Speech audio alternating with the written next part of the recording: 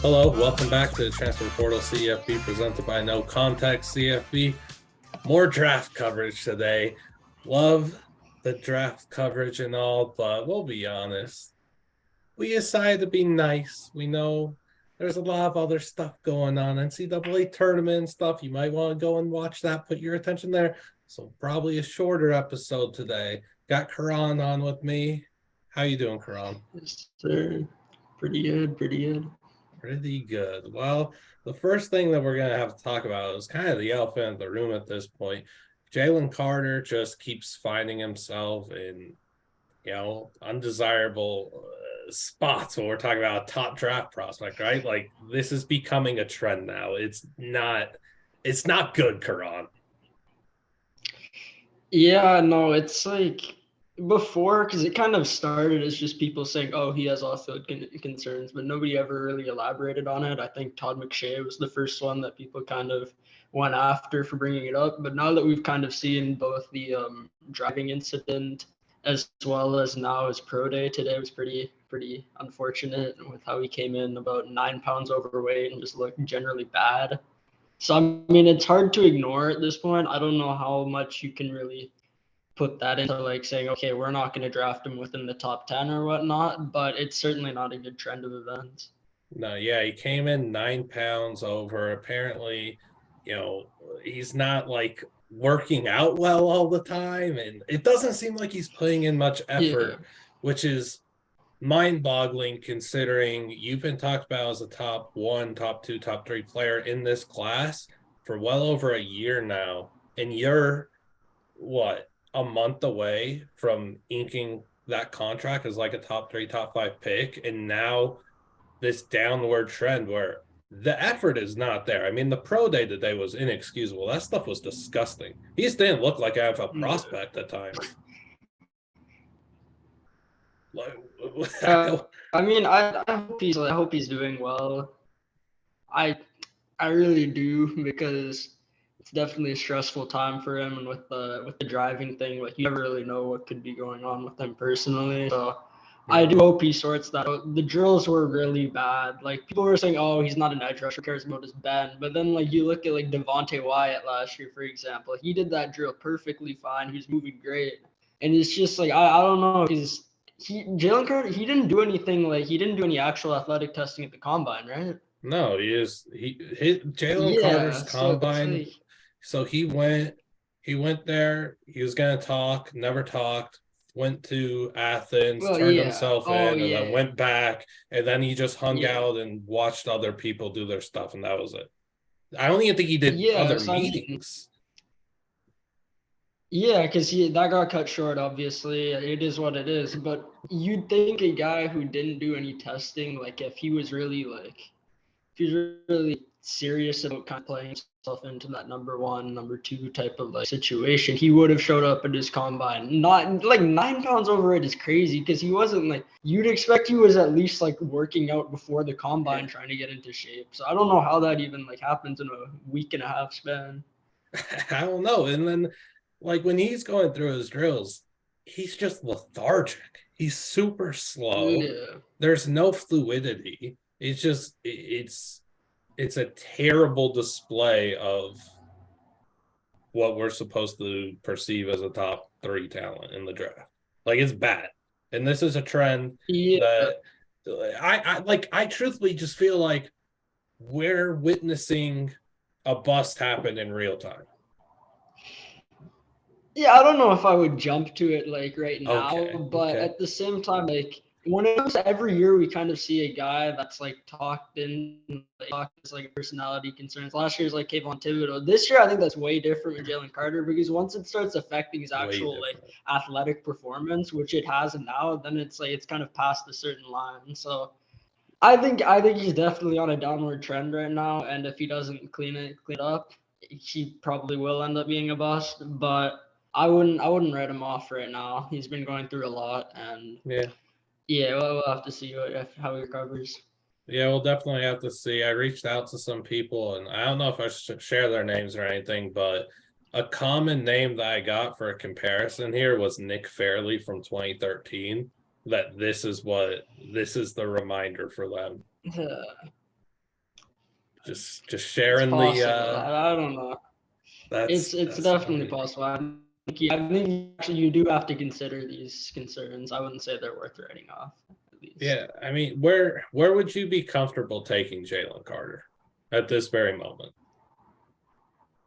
This see pre all of this stuff, I probably like if the Bears took him number one, it's like whatever. I Yeah. probably would have traded down, but like if the best talent in this draft, he's the player on the greatest defense ever. But right now, I mean, I think stock starts at the Lions wherever they pick, Yes. and then I don't know. I think he probably ends up with all of this considered, assuming he doesn't make some crazy change in character right before the draft. I think he'll probably end up going like 15 to 25 range. Yeah, which is like that's a lot easier to take a defensive tackle, dude. I cannot get behind taking the Yeah. DT top three. Like, it's just not for me, man. Like It depends on the player for me. I wouldn't really yeah. I don't know. We'll kind of get off the Jalen Carter thing though, and let that play out, and we'll share some predictions that we could see happening in the very near future or draft weekend. I don't know, like 3 or so predictions each. What's your first prediction, Karan? Um most recently the Panthers traded up to number one. And we all know they're going to take a quarterback. But the question is which quarterback they take. I think they're going to take CJ Stroud number one. I Yeah. think all the signs are kind of pointing in that direction. They signed Andy Dalton yesterday, which I guess you could kind of point at as saying, oh, they might take Anthony Richardson, but I think it's going to be Stroud. And I think Josh McCown, everyone's seen that video of him breaking down Stroud. He seems a lot higher on him than about 99% of people, and he's the Panthers QB coach. So I think it's going to end up being Stroud. He'll start week one. He's got a great coaching foundation around him, but we'll see what they do with the receivers. Yeah, dude, their receivers are garbage. Like they have nothing in their Yeah. receiving core. I was hoping that they could scoop up Jacoby Myers. That's not the case. I'm like 99.999% sure that it will be Stroud at one. And all that trade down talk Yeah. is ludicrous. That ain't happening. Although for me, my first prediction, Arizona at 3. Think they're going to trade down within the next week and a half. And I feel like this is going to happen very soon. I feel like Vegas could be the team that moves up from 7 to 3. I could see it. I think Vegas, I would be surprised if they move their pick either down or up. But yeah, I can see them moving up to 3. Yeah, I think my second prediction, or actually, yeah, keep going. Yeah, I just want to say with Arizona, like to me, it just feels like there's no reason that they should really stick at 3 when you know that you could get some capital back. And if you were to make that trade, it's pretty likely that the first 4 picks are all going to end up being quarterbacks. So now you're saying at, let's say, 7, you're still going to get what? If they're like over the moon about Tyree Wilson, they're probably going to get him at 7 if Yeah. quarterbacks go off the board in top 4. So I think that move could really benefit them. Yeah, I could see that happening. I think my second prediction would be I don't think Indianapolis ends up picking at 4. I think they'll either move up or move down. They might slide. Maybe they slide up 1 with the Cardinals. You never know, or they'll end up sliding down. Maybe they go for Lamar. That's been a big rumor the last few days. I don't think they're gonna sit at 4 and take Will Levis or even Bryce at that spot. I just don't think they're gonna be as sold on those guys as some people are. So yeah, I would bet on the Colts trading down or up, either or. I got that. I like that. For me, dang, I want to do something with a running back, but I'm not sure where.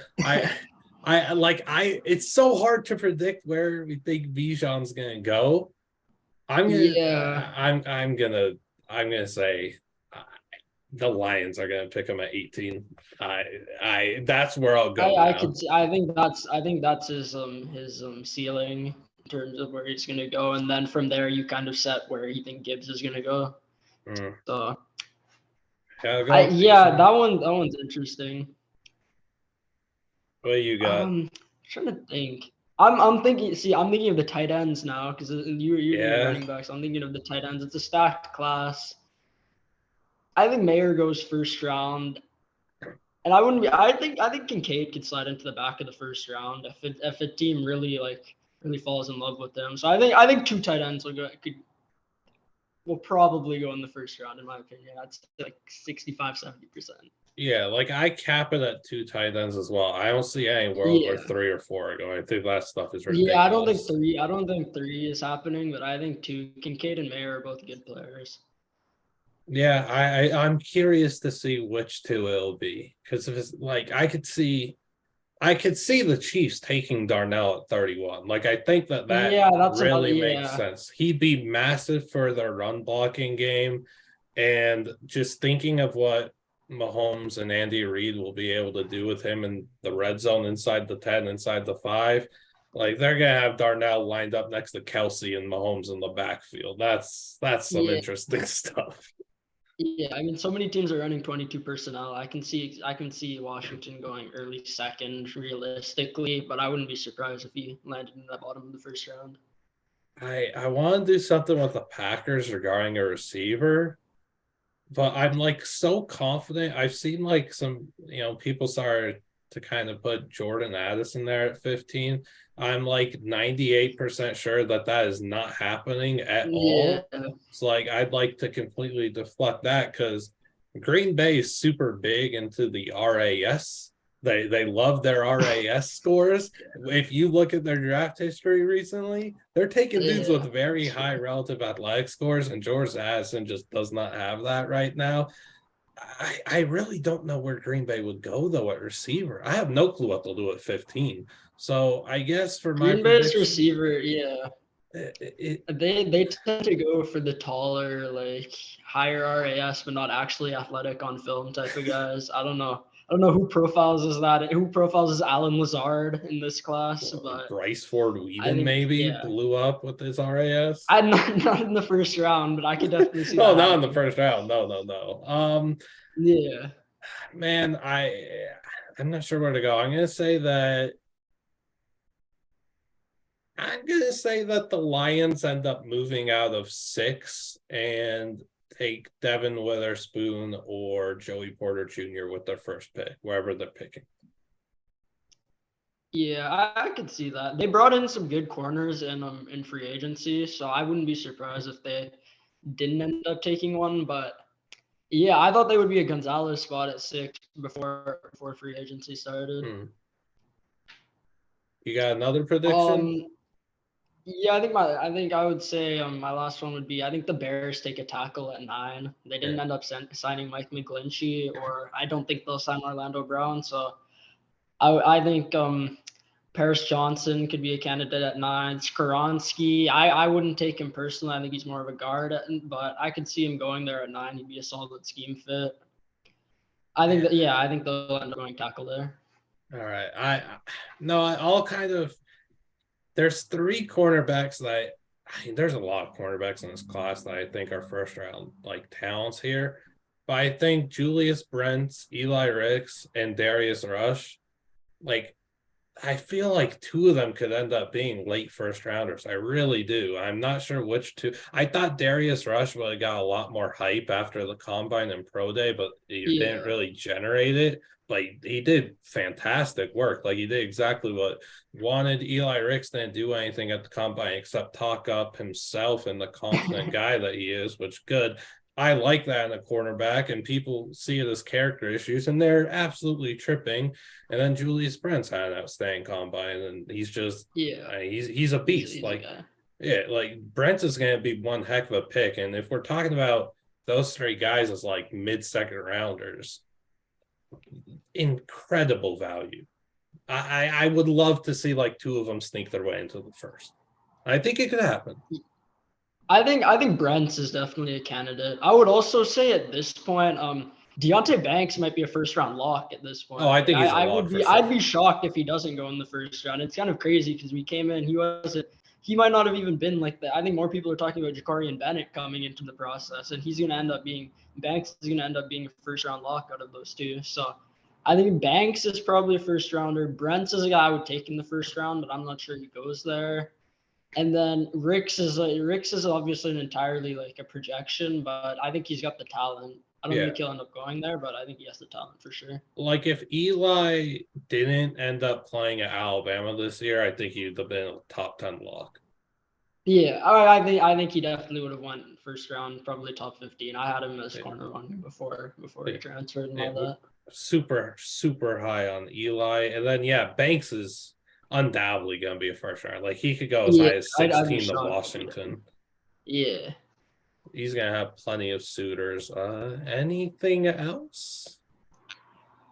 I've been curious as to where Brian Branch is gonna end up. I don't see Nichols go like as high in the draft, but at the same time, he's probably a top 10, top 5 talent in this class. So I wouldn't be mad if he went in the top 10, but at the same time, like he could end up going like the 20s just based off positional value.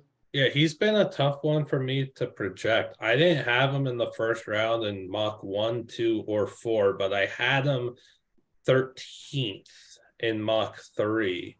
It's been tough kind of figuring out where this guy could go. I have no idea. Like you said, the positional value and everything. Lackluster combine. Like he didn't light it up or anything, but he's not really someone that should have been expected to have a prolific combine. Like that one didn't. The combine didn't really phase me. I mean, we see it on film. He's very fluid in his movements. He gets the range ball is wild. I'm not too concerned about the combine, but I could see him go. He could go to the Bucks at 19. He could go to the Jets. Would be a nice spot for him. Texans, I don't think they'd take him with Petrie, but he could go in there, play some safety. There's a lot of options there, so definitely. I'm very curious on that one. I think someone else I'm also curious about is Lucas Van Ness. He's someone that like is getting so much love for the potential that he brings, but he's someone I'd be very cognizant about. Like I'm not fully all in there, and if he's going in the top 10, I don't know. Yeah, I don't agree with that. But he reminds me a lot of I think it was the 2021 draft. Gregory Rousseau came out. I think they're very similar players, but it's sort of like opposite ends of the spectrum in terms of hype. Like Van Ness is on an uptrend while Rousseau was trending downwards the entire process. But I think they should end up going around the same range, like that 20 to 30 range. Yeah, and then I mean, and it's like the edge class is nasty. I know BJ Ojolari could sneak into the end of the first round. Yeah, he's a good player. Jalen Hyatt, I wonder where he'll go. He was the guy I was gonna bring up. I think he could go like there's a lot of ranges for him. The Packers we talked about, that could be the spot for him. I wouldn't be shocked if he went like end of the first round. I also wouldn't be shocked if he just fell to like the end of the second. Like last year, Sky Moore fell into the second half of the second round. It wouldn't shock me. Yeah, he's super interesting because we kind of do this thing every year where the NFL just jumps all over the speed demon receiver, and they'll kind of take him a bit earlier than you think, the Raiders took Ruggs before CD and Judy, and that was an interesting one. I mean, hindsight's 2020. Ruggs was looking pretty good. Ruggs was looking pretty good before the incident. I was always on the CD trans WR1. That one just had me shocked. I feel like Ruggs, maybe you would have proved us wrong if things didn't turn out the way they did. But either way. I think it's just a wild that he went over CD. Like I think that's the point. That him going over CD was incredibly wild. I don't know. Like Jalen Hyatt could be a dang Texan for all we know at 12, or he could be. I think there's a lot of he could be like a Titan at 41. Yeah. Speaking, we were just talking about some weaker position groups in this class. I think linebacker, like this linebacker class, could be the worst one. Like, It's And just so in terms of high, understandable. like top end talent, it's pretty bad. Yeah, So I mean, I'm curious. Like, we don't know at all who the top linebacker off the board is going to be really. yeah. Gosh, I have no idea. Like I really like Dan Henley, and Yeah, Trenton that's who Simpson's my linebacker interesting. one probably will be. Like I don't Trenton think Simpson's Simpson, like. I mean, he's I don't know if he's enticing, that but it good. really depends Yeah, on the landing spot and what fit he'll get and a coaching staff fully, you know, yeah. It's intrigued he in could be good. He moving probably him around. should be good, but like right now he isn't very like he's not great at most things. Jack Campbell's a guy that I think could end up being the top linebacker off the board. He tested very well. He played well his last year at Iowa. He's just a solid player all around. I Yeah. think he'll be a productive player in the league. Yeah, I don't know. The linebacker class, like you said, is very underwhelming. I'm not like Drew Yeah, Sanders, if you want to put him at linebacker or edge. I don't know. I'm also kind of staying away from him.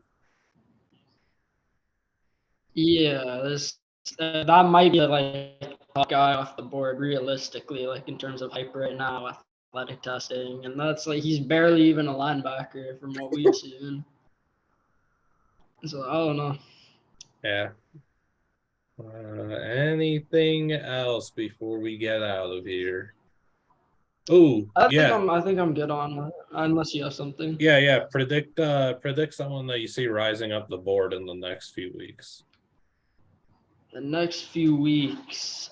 Um, it's a good question, honestly. I think we always usually see a receiver kind of come up the board, Mm, and this year's especially been like with Addison not testing very well. JSN basically didn't play football for the last year and didn't run a 40.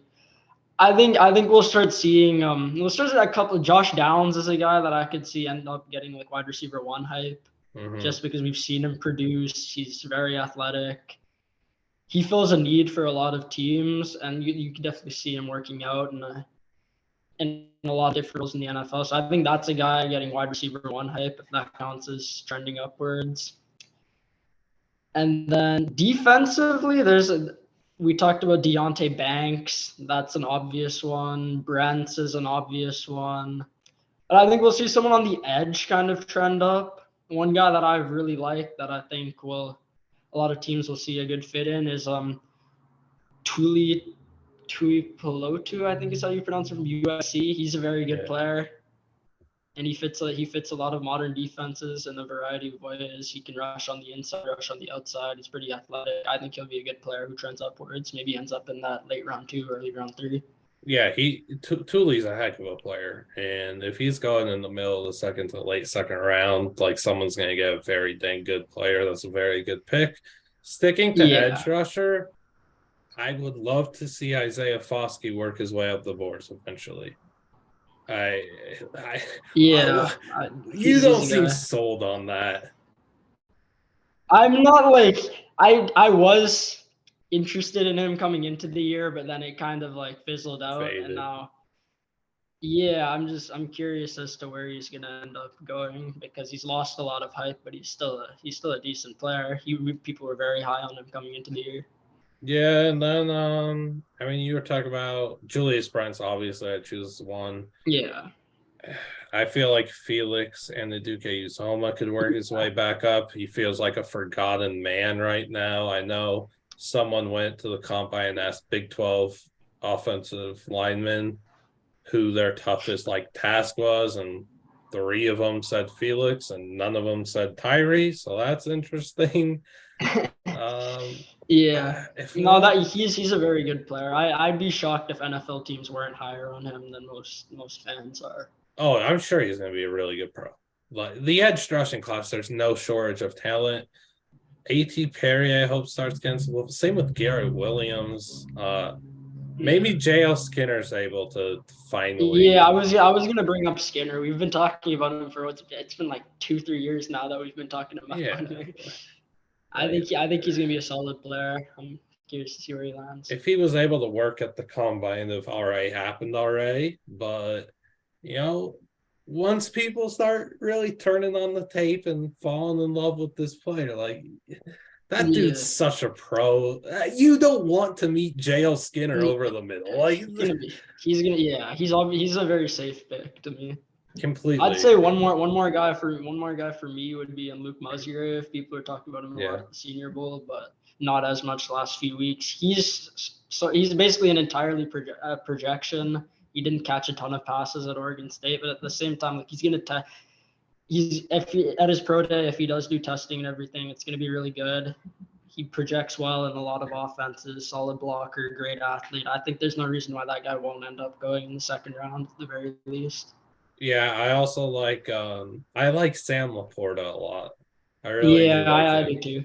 He's just a complete pro. Iowa just churns out tight ends with ease. Laporta's so sound after the catch. He's gonna be I would love to see him paired up with the rookie quarterback and kind of grow and mesh with him over the next few years. And I mean, yeah, like Luke Lachey at Iowa next year. He's a dude too.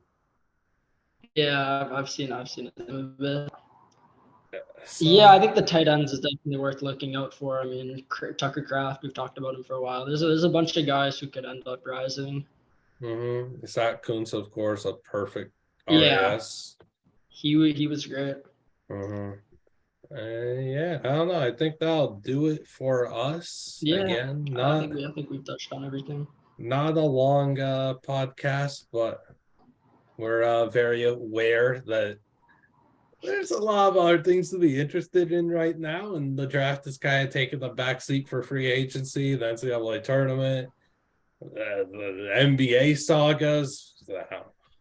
Yeah, The draft will heat back up in what, 2 weeks? So yeah, more stuff to come. But yeah, please make sure to like and subscribe and just comment below some stuff that you'd like to see us talk about. It would help us, if we knew what you guys want our talking points to be. And yeah, thank y'all.